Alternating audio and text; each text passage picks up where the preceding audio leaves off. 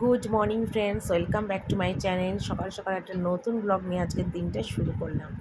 ঘুম থেকে উঠেই ফার্স্ট নিচে এলাম আর এসে দেখো টেবিলটা মুছছি। কারণ কদিন ধরে টেবিলটা না মোছা হচ্ছে না, এমনি নর্মাল ন্যাকড়া দিয়ে মুছছি আর রান্না খাওয়ার জিনিস রেখে দিচ্ছি। তো কদিন ধরেই ভাবছিলাম যে টেবিলটা মুছবো কিন্তু কিছুতেই আর মোছা টোচা হচ্ছে না।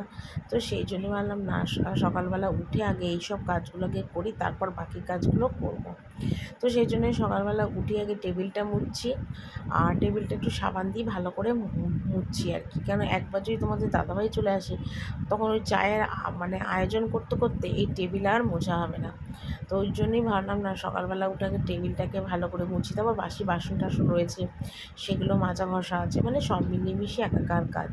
আর বাড়িতে পুজো বলে এতটাই তাড়াহুড়ো চলছে যে কোনো কাজ মানে ঠিকঠাক হচ্ছে না। সংসারের কাজ দেখতে হচ্ছে, ঠাকুর ঘরের কাজকর্ম সামলাতে হচ্ছে, মানে আমি যেন নাজেহাল মতন অবস্থা হয়ে গেছে আর কি বলবো তোমাদের। কিন্তু কিছু করার নেই, যেহেতু দুটো মানুষ, তোমাদের দাদাভাই আর আমি, তো সেই জন্যে সবটা কাজই আমাকে আর তোমাদের দাদাভাইকে কিন্তু দেখে করতে হচ্ছে। এটা কিছু করার নেই আর কি, আমাদের দুজনকেই সেটা করতে হচ্ছে।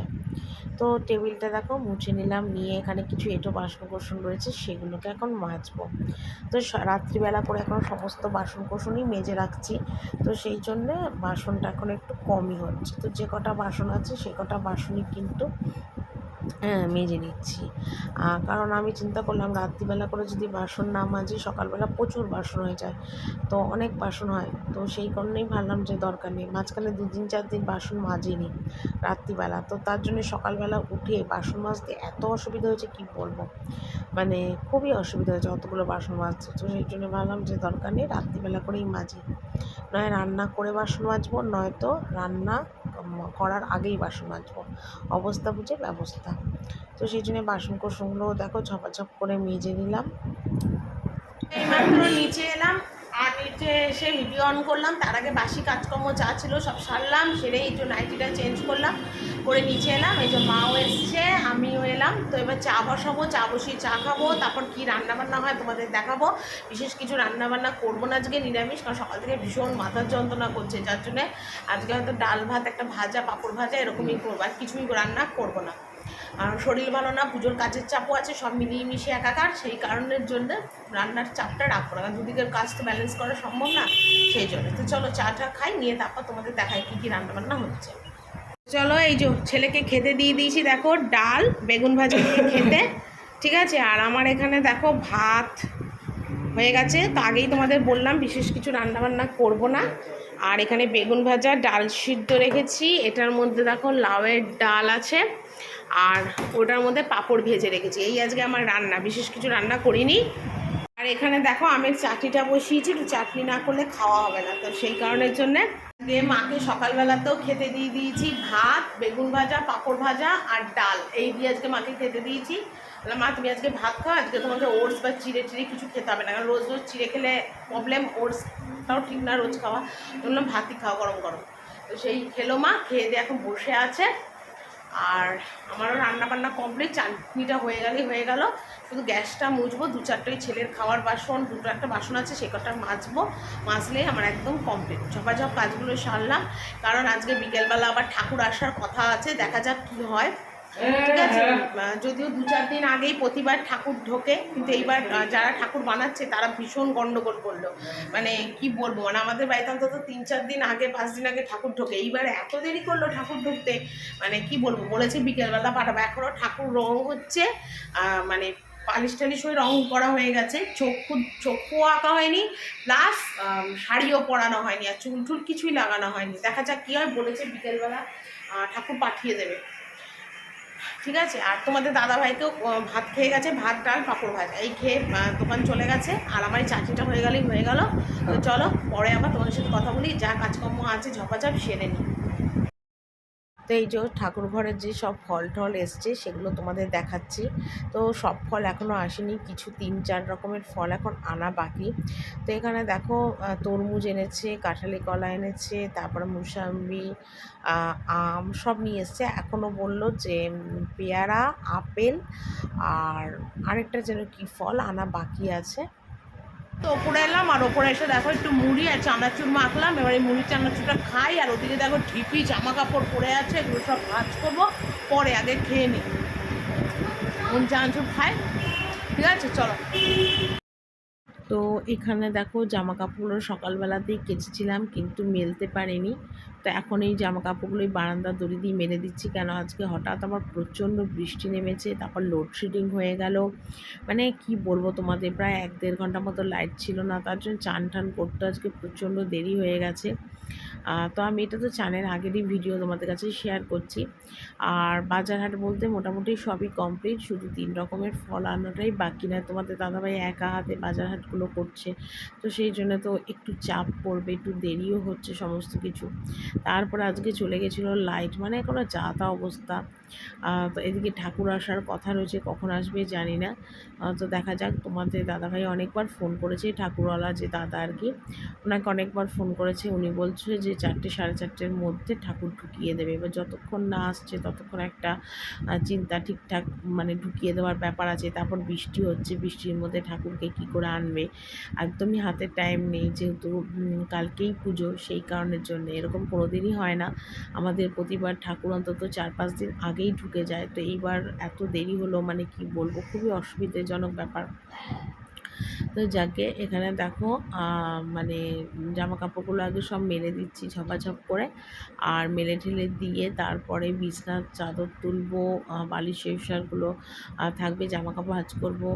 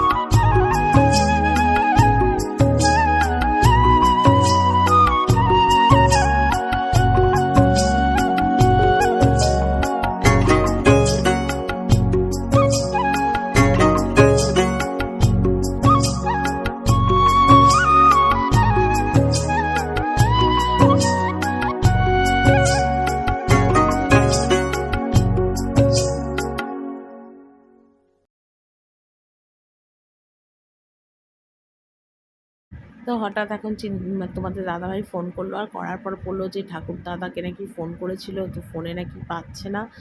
তো আমাকে বলছে যে তুমি আর ছেলে দুজনে মিলে একটু যাও, ঠাকুর বানাচ্ছে যেখানে, সেখানে গিয়ে দেখো কতদূর কি ঠাকুর বানানো হলো। তো আমাদের অসুবিধা হয় না, কারণ আমাদের বাড়ির মানে 2-4টে বাড়ি পরেই ঠাকুরটা বানানো হয়। তো যেহেতু আমাদের এটা বণিক পাড়া আর কি, তো সেই কারণের জন্য 4-5টা বাড়িতে একসাথে পুজো হয়, তো ঠাকুর বানানো হয় একসাথেই। তো সেই জন্যে কোনো অসুবিধা হয় না। তো ওই জন্য একটু তাড়াহুড়ো করছি। তারপর একটু দেরি হয়ে গেল লাইটটা চলে যাওয়াতে, জলটাও ভরা ছিল না বলে স্নানেও যায়নি, কোনো কাজকর্ম করিনি। তো এই একটু আগে লাইট এলো, লাইট আসার পরে আবার কাজে হাত দিলাম। তো তোমাদের দাদাভাইকে বললাম যে একটু দাঁড়াও, আমার একটু হাতের কাজ বাকি আছে, করে আমি তারপরে একদম চান টান করে ঠাকুর যেখানে বানাই সেখানে যাব, আমি আর ছেলে মিলে। তো ছেলেকে বলাতে ছেলে ভীষণ আনন্দ পাচ্ছে যে ঠাকুর কতটা বানানো হলো, দেখবো, বেশ আনন্দ। ও ভীষণ মজা পায়, খুব খুশি হয়, ঠাকুর মানে ঠাকুরকে খুবই ও ভালোবাসে। তো ছেলেকে নিয়েই যাবো, যেহেতু ও একটু ভালোবাসে এগুলো দেখতে ঠেকতে, আর ঘুরতেও খুব ভালোবাসে। তো ভাবলাম যে না, ওর বাবা থাকলেও বাবা নিয়ে যেত, তো বাবার যেহেতু দোকানে, তা আমিই নিয়ে যাই। তো এদিকে দেখো মার সাথে কথা বলছি, আর ওদিকে ঠাকুর মানে জামা কাপড়গুলো ঝপঝপ করে ভাঁজ করছি, কোনো রকম একটু গায়ে জল ঢালবো। আর শাশুড়িকেও বললাম যে আমি এসে দরকার হয় খাবো, তাও ভালো, কিন্তু আমি আগে ঠাকুরের অবস্থা দেখে আসি, কারণ আজ বাদে কালকে পুজো, সকাল 9টা থেকে বোধহয় পূর্ণিমা লাগছে। তো কিভাবে কি করব সেই চিন্তা করতে করতে মাথা খারাপ অবস্থা। তো মানে অন্য দিন বললাম না যে 4-5 দিন আগেই ঠাকুর ঢুকে যায়, সমস্ত রেডি থাকে। এবার এত প্রবলেম হলো, ঠাকুর বানানো থেকে মানে আনা পর্যন্ত ভীষণই সমস্যা হয়েছে। তো দেখা যাক কী হয়, একবার ঘুরে আসি গিয়ে।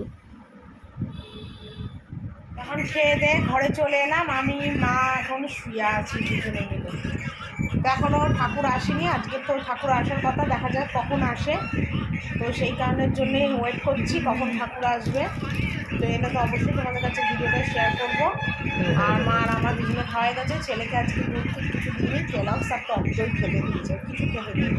আর ছেলেও ওয়েট করছে কখন ঠাকুর আসবে। তো একেবারে মাথা পাগল হয়ে গেছে, সেই কারণের জন্যেই আর করিনি। ঠিক আছে, তো চলো পরে আবার কথা বলি।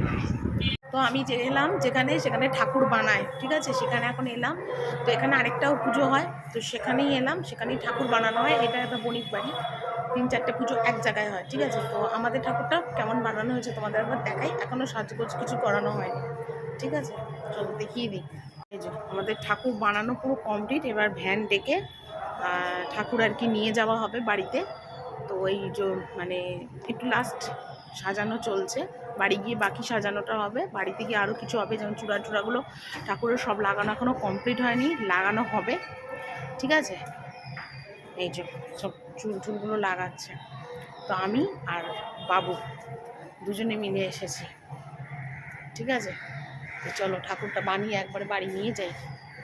ঠাকুর চলে এসছে বাড়িতে, তো এখনও ঠাকুরকে সাজানো কিছু হয়নি, একেবারে সাজানো হলে তারপর তোমাদের একবার দেখিয়ে দেবো, ঠিক আছে। আর এই যে চা করে নিয়ে এলাম, মা চা খাচ্ছে, বাবু চা খাচ্ছে, সব চা খাচ্ছে, আমি তো চা খাওয়া বন্ধ করে দিয়েছি, চা খাচ্ছি না, একটু বসে রয়েছি, পরে আবার টিভি দেখবো, রাতে রান্নাবান্না আছে সব, ঠিক আছে। খুবই ব্যস্ত, তাও ভিডিও করছি, ভিডিও তো না করলে হবে না। অবশেষে বাড়িতে মা এলো আর কি, 1 বছরের প্রতীক্ষার অবসান যাকে বলে, ঠিক আছে। চলো পরে আবার তোমাদের সাথে কথা বলি। তো এখন আবার দেখো চা করছি, আর মাকে বললাম মা একটু চাটা ঠাকুর ঘরে দিয়ে আসো। চাটা আমিই করলাম, করে মাকে একটু দিয়ে আসতে বললাম, কারণ যারা ঠাকুর মানে মানে ফিনিশিংটা করছে আর কি, ঠাকুরের চূড়াগুলো লাগানো, সিংহকে রেডি করা, মানে সমস্ত কিছু। তো তোমাদের মানে তাদের একটু চা করে দিতে বললো তোমাদের দাদাভাই।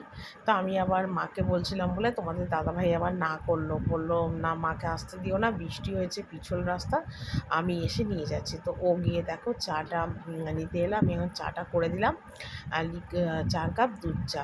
তো ওখানে 3জন কাজ করছে, আর তোমাদের তো এখানে দেখো ঠাকুরকে পুরো কত সুন্দরভাবে সাজানো হয়েছে, ঠাকুরকে যে গায়ে মানে চূড়াগুলো যে লাগানো হয়েছে দেখো।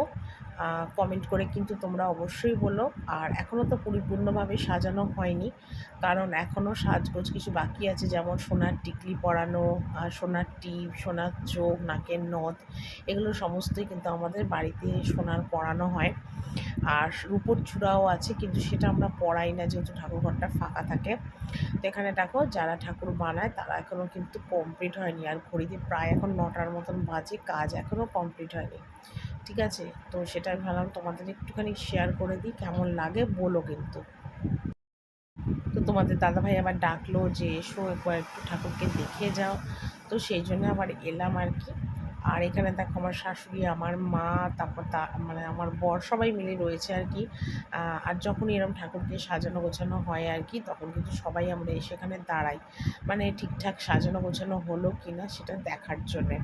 আর এখানে দেখো সখীকেও নাকের নথ, টিকলি, টায়রা এগুলো সব পরিয়ে দিচ্ছে, ঠিক আছে। আর এখনও দেখো সিংহাসন দুটো খোলা হয়নি, ধুলোবালি লাগবে বলে ঢাকা দেওয়া রয়েছে, কালকে হয়তো সকালবেলায় এগুলো সমস্ত খুলে দেবে। তো এখানে দেখো মাকে আর ছেলেকে খেতে দিয়ে দিয়েছি রুটি আর চানা, সকালে ভিজিয়ে রেখেছিলাম চানা, তো সেটাই রাত্রে করলাম, আর রুটি করলাম, আর একটু চাটনি নিয়ে নিলাম। তো আমারও খাবার নিয়ে নিয়েছি, হ্যাঁ সেম ওই একই খাবার, 3জনে মিলে এখন ঝপাঝপ খেয়ে নেবো, কারণ কারো সকালে প্রচুর কাজ আছে, সকালে উঠতে হবে। তো চলো বন্ধুরা, আজকে খেতে খেতে রাত্রিবেলাতেই আজকের ভিডিওটা এখানে শেষ করছি, কালকে একটা সুন্দর সকাল থেকে সুন্দর ব্লগ নিয়ে তোমাদের কাছে চলে আসবো। Tata, good night.